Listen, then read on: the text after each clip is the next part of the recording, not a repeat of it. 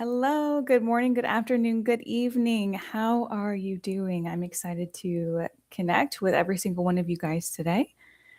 My name is Mariah, and I'm the creator of Mint Mind, which is all about bringing you back to yourself. So, making things as accessible as possible, as easy as possible, and some enjoyment along the way. It really is a break from doom scrolling, from constantly absorbing media, and just a reminder, come back to yourself. How are you feeling?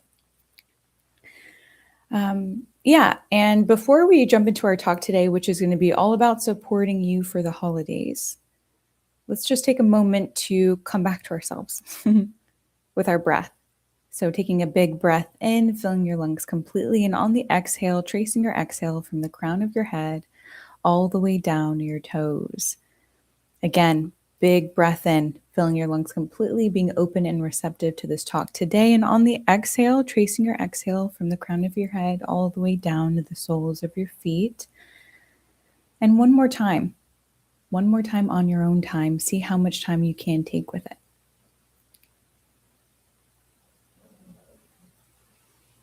And when you're done with that, come back to my voice and welcome. Welcome. I'm so excited to talk with you today about holiday stress support. Let's kickstart this with a couple of reflection questions. What's been your biggest stressor this holiday?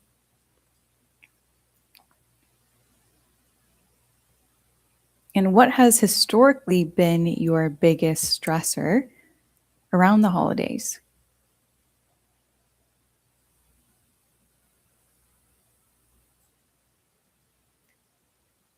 What does the stress do to your mind, to your body?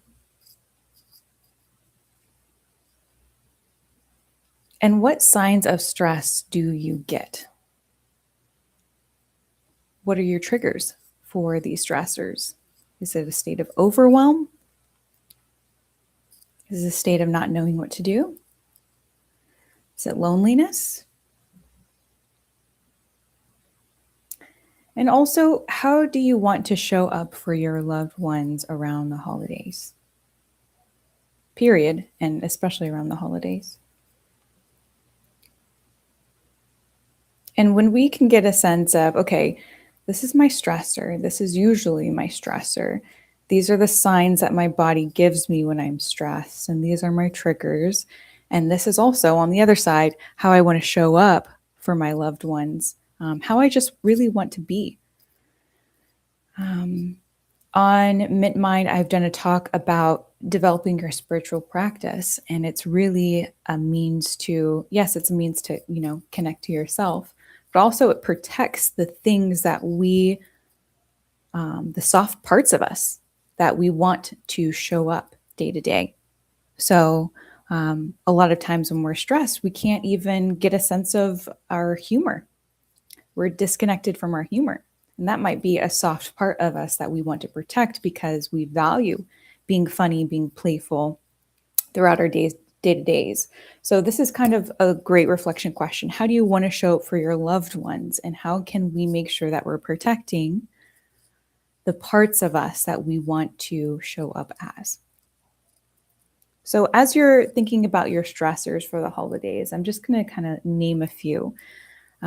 It's nice to give names to things that we might not necessarily be thinking of because it might not be a huge stressor as much as it is a bunch of little micro stressors that compound over time, creating a big stressor.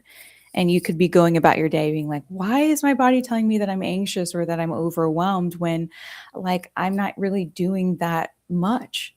But it could be a bunch of little micro stressors that are compounding over time. So end of year deadlines,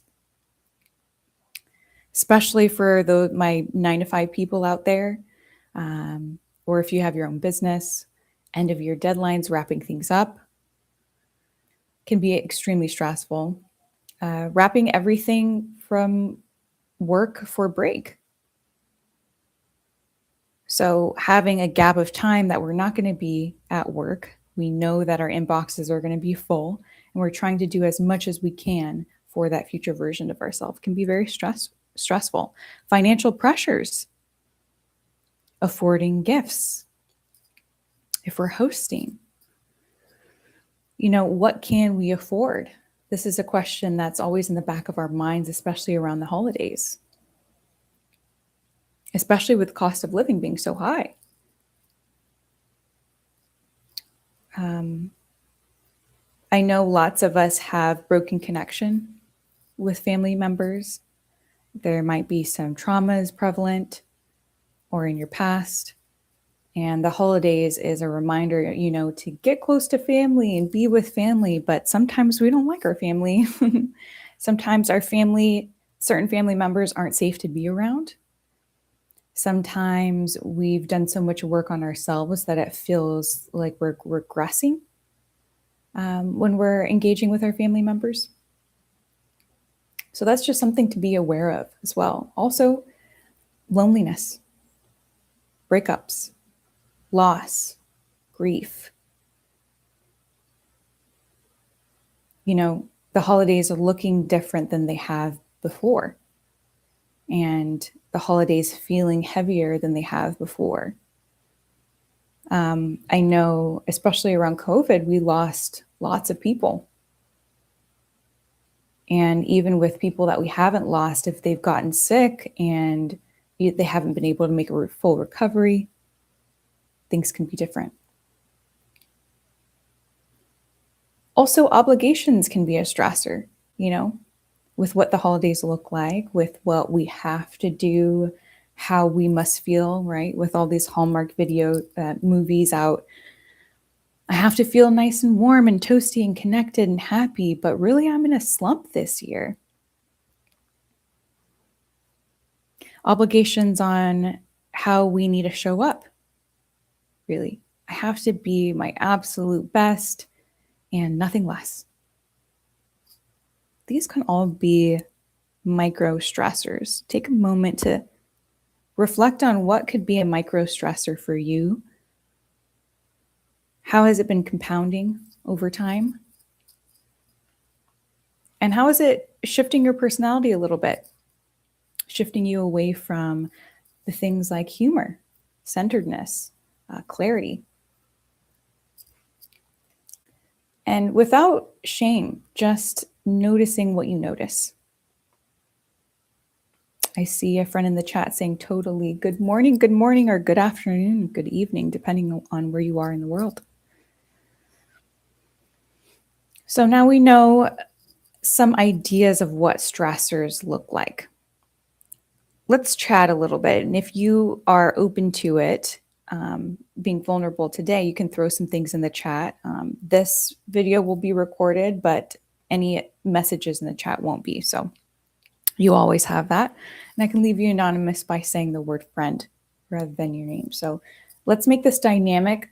You can hop into the chat, tell me what you're genuinely feeling around the holidays, what stressors you've been struggling with. And let's talk about how to release some of this pressure. Because the holidays are a day that should be experienced. And especially when we have these stressors, it kind of puts a damper on that, or puts a cap on the depth to what we're able to experience. So rather than trying to, convince ourselves of how we should feel around the holidays, or suppress the fact that we're feeling upset, or to distract ourselves, right, with overconsumption, with doom scrolling. I just did a dopamine detox challenge, a 3-part challenge on Mint Mind, specifically right before the holidays, because I know that this is a time that if we're feeling really heavy, we see everybody else around us feeling great, even though they might not necessarily be feeling great, putting up that mask, putting up that front. And then we're looking at ourselves through a lens of criticism. So rather than trying to convince, suppress, or distract, we're acknowledging the stress.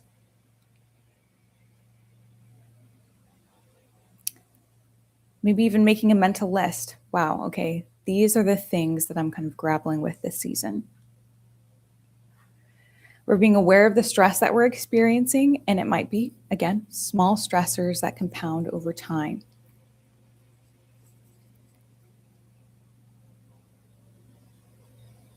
And you might be able to convince your mind otherwise, but the body keeps score. And so the body will tell you when it's stressed. Start to bring your awareness to your nervous system. And again, back to the reflection question, what are the signs when you get stressed? Tightness in my shoulders. For me, it's shallow breathing, or I will be irritable. Um, I'll also get tightness in my jaw.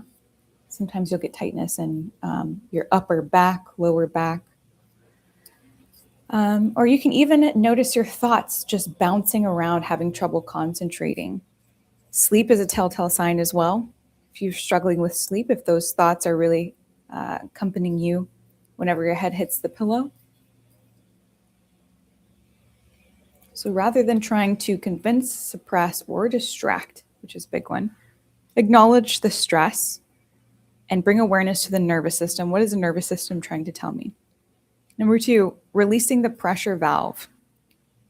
This is a big one. Managing your expectations, realizing that the upcoming holidays aren't meant to be replicas of the past. And I think because we are creatures that often work from memory, right? When we think about the holidays, we reflect on what the holidays have been for us. There's nothing wrong with that.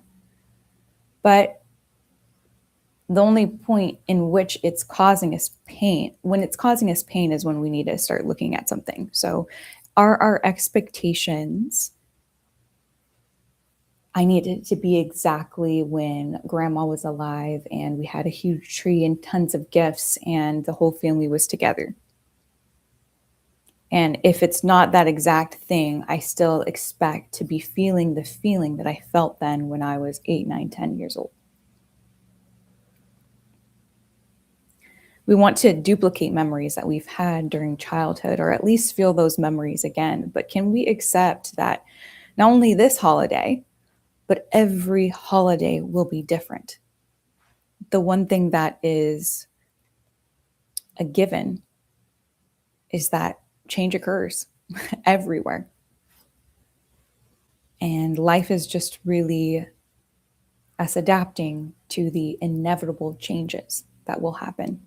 This holiday will look different than the last. Next holiday will look different than this one. And not only holidays, but days. Anything can shift at any moment. And if you're really struggling with the shifts, I can do a live on that, on just the concept of adapting and how we can learn to adapt. And a big part of that is coming to terms with things and having a sense of acceptance. And that means making peace with certain things that are sometimes difficult to grapple with. But if you're really looking for, I want to do a deep dive now, I highly recommend the book by Alan Watts, The Wisdom of Insecurity. Will be a great one for you. So coming back to releasing the pressure valve, can we accept that this holiday and every holiday after we're going to be experiencing shifts and changes? It's always going to be different. Nothing is going to be the exact same. And even if it is the exact same, we're going to feel different about it. Can we accept that change is inevitable? And can we be here for, rather than expectations, be here for the experience? This is a mantra that I absolutely love, is I am here for the experience. So even if it's a cloudy day outside, it's really rainy, can't get much done outside, that will be something that will really shift my mood. But if I can look at it, I don't have to expect or compare it to a sunny day. I don't have to expect that I'm going to be going out and doing a bunch of things today. I can just be here for the experience. And what would it be like to actually be here for the experience on a day that's really stormy and rainy outside? You're going to make a cup of tea.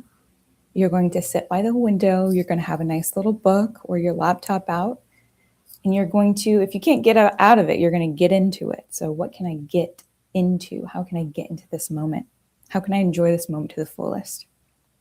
How can I fully be here for the experience rather than requiring or wanting it to be something else? And I really think that this is just a reflection of an inner dialogue that we have of not being enough, oftentimes. Not saying every time, oftentimes. Is constantly requiring us to be something different than who we are. And we reflect that out. We kind of project that out to other things. And part of that is what the day is looking like outside and how people are engaging with us, right? Wanting other people to be different than who they are. I think we're struggling with authenticity on a wide scale. We'll get into this, actually. Can I be here for the experience without expectations?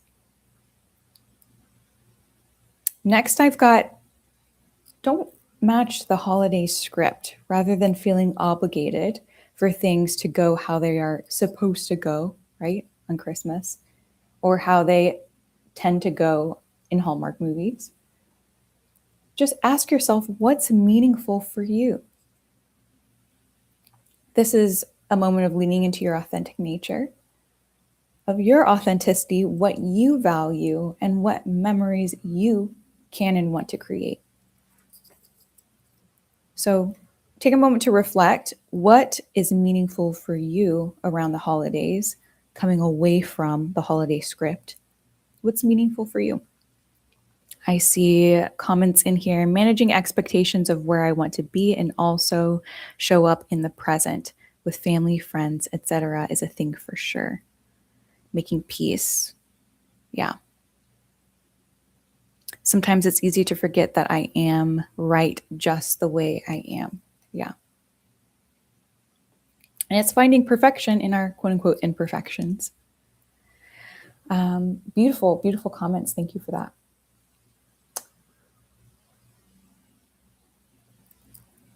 So don't match the holiday script. The next thing I've got for you is staying connected. This is a big one.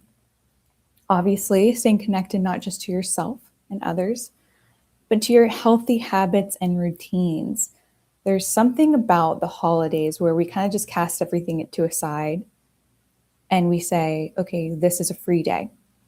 And it may be a free day, but remember, we've developed these healthy habits and routines to feel better, to feel grounded, to feel centered, to show up in the ways that we want to show up for our family, friends, and loved ones.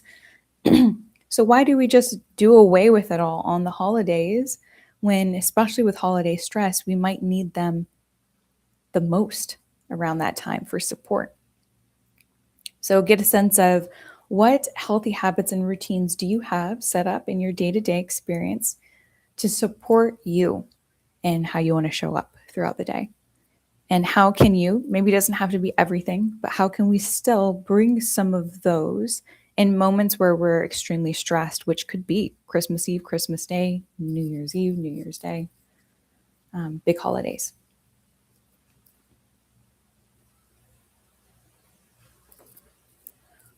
Staying connected and also being honest. This is going to be a big topic, and let's talk about this for a moment. Before I jump into that, I see true, it's a free day, but food can mess that up so bad. And when we don't show up because of the imbalance, and then we don't show up because of the imbalance of all of that. Yeah. Yeah. And especially if we are feeling heavy around the holidays, emotionally heavy, we're going to want comfort. And depending on how heavy we feel, especially if we're suppressing it or trying to convince ourselves otherwise, there's going to be habits under in the background, kind of in the closet, running in our subconscious mind without us being aware of it, trying to seek out comfort. And whether that's food or going to your phone or binging TV or, whatever vice it may be for you, we're going to overindulge because we're not even aware that we are needing that comfort.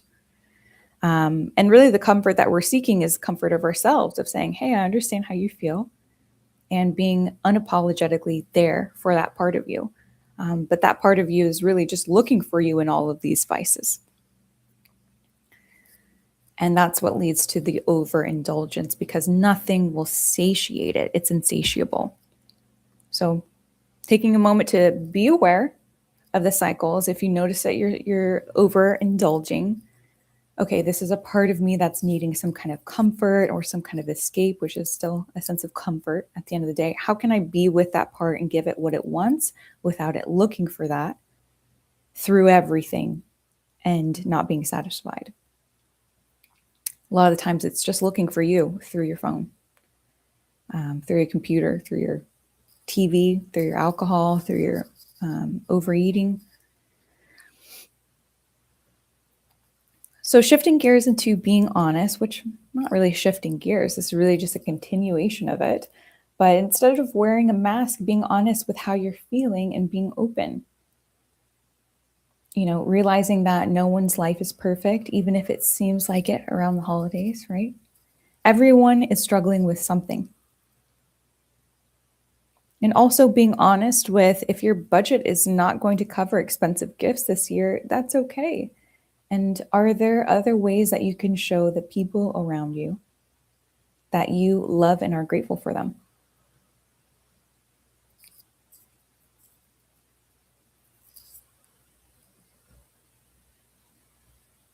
Maybe it's cooking something, maybe baking bread, maybe woodworking. I know personally for me, I love gifts that people have made me, little pieces of pottery, little handwritten notes. Words of affirmation is a big one for me. And all of those things don't necessarily have to cost a lot of money. Some of them are completely free. So being honest with yourself, how you're feeling, what your funds are looking like. And lastly, what I've got for you is offering a helping hand. This is going to be a big one, because it's going to shift the way you feel about yourself, especially with everyone needing help around the holidays. It will get you out of your mind and into servitude. Servitude has a lot of positives that come with it. One of them is just a sense of peace, a sense of belonging, a sense of feeling needed. So helping out around the holidays will get you out of your mind and in the loops of your mind in which you're comparing yourself to others, in which you're feeling lesser than, in which you're criticizing yourself, in which you're trying to convince yourself that you feel otherwise. Get you out of your mind loops and into the peace of servitude. So helping cooking holiday meals, helping with entertaining guests, helping with the cleanup after the fact. When you're neutralizing someone else's stress, it'll make you feel useful and give you a sense of belonging. And make you feel like, yeah, that sense of belonging, like you are included in a group because you're contributing your time and your energy to it. So let's just do a quick recap. I won't recap everything, but some of the bigger points. So number one, what healthy habits can you continue, especially around the holidays when stress levels are high? Number two, asking yourself consistently, am I being honest and authentic? And remember, you might be able to convince your mind that otherwise, but your body can't be convinced, and your body will show you the signs. What are the telltale signs of not feeling like you're authentic? What are the telltale signs of being stressed, even if your mind is trying to convince you it's not? Your body will tell you. Your body is very honest. And number three, one of my favorite mantras, which is, I am here for the experience. I'm here for the experience. I'm not requiring it to be anything different. I'm not requiring it to be a replica of what the past was, right? Big one, especially for the holidays. But instead, it can be just as it is, and I can be just as I am here with it, experiencing it fully. That is all I have for you today. Hopefully, your holidays will be a little less stressful with some of these tips and tools. And I'm sending you guys lots of love this holiday. I know it can be different for a lot of us. I know the way that the world is right now, it can feel heavy, but how can we be honest with ourselves? How can we manage our expectations? How can we continue our healthy habits? How can we stick to our mantra and be in the present moment and have a sense of acceptance for what the holidays look like, what every day looks like, and have acceptance for ourselves, who we are in that moment? All right. I'm sending you guys lots of love, lots of hugs. I'm going to be doing another live next Wednesday at 11:30 a.m. Eastern Time. And this one's going to be a full year recap. So we're going to be recapping the year together.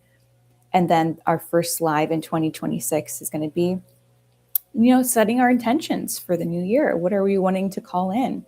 And how can we apply those reflections and those insights that we got from 2025 into 2026? So I'm sending much love, hugs your way. I'm going to hop off here. And I'm wishing you a great day, great week, great weekend, and rest of your year. All right.